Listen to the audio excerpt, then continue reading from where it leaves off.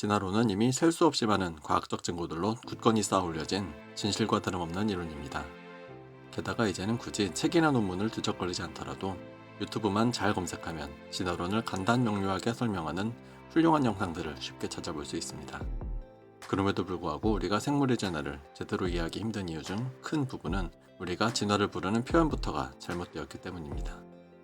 생물은 진화하지 않습니다. 생물은 진화되는 것입니다. 별것 아닌 것 같은 마치 말장난 같은 차이지만 이 표현의 차이가 진화를 바라보는 관점에 엄청난 차이를 가져다 줍니다. 덕분에 이미 아주 많은 사람들이 진화를 반대로 이해하고 있죠. 진화한다는 표현은 마치 생물이 스스로의 노력이나 의지에 의해 진화를 이루어내는 것 같은 인식을 주거든요. 그리고 더 나아가서는 진화가 발전이나 개선의 의미로 쓰이기도 하고 심지어 진화가 일종의 과업처럼 시간이 지나면 달성해야 하는 목표로 받아들여지기도 합니다. 저는 이러한 오해를 없애고 진화를 제대로 이해하기 위해서는 진화한다 라는 능동의 표현부터 바꿔야 한다고 생각합니다. 진화한다는 표현이 널리 쓰이게 된 이유는 아마도 사람이 하는 거의 모든 일에 각각의 의도나 목적이 있기 때문일 것입니다. 그래서 생물의 진화에도 의도나 목적이 있다고 생각하죠. 하지만 진화는 생물들의 의지가 전혀 반영되지 않은 자연현상이고 지진이나 화산, 태풍과 같이 자연현상들은 의도나 목적 없이 그저 인과관계의 연쇄반응으로 일어날 뿐입니다. 그럼에도 불구하고 사람들은 진화가 아무런 이유 없이 일어난다는 사실을 받아들이지 못하고 끊임없이 진화에 의미를 부여하려고 노력하며 진화가 대체 왜 일어난 것일까를 고민합니다. 하지만 진화에 왜는 없습니다. 어떻게만 있을 뿐이죠. 새는 왜 날개를 갖게 되었을까? 코끼리는 왜 코가 길어졌을까? 고래의 다리는 왜 지느러미로 변했을까?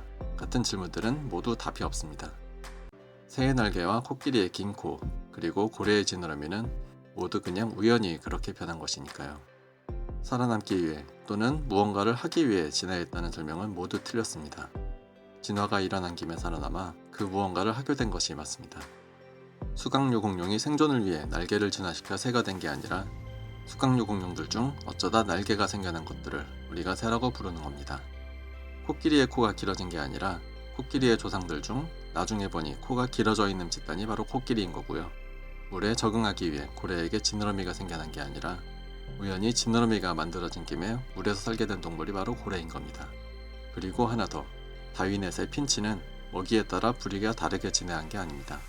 부리가 다르게 진화하다 보니 서로 다른 먹이를 먹을 수 있게 된 겁니다.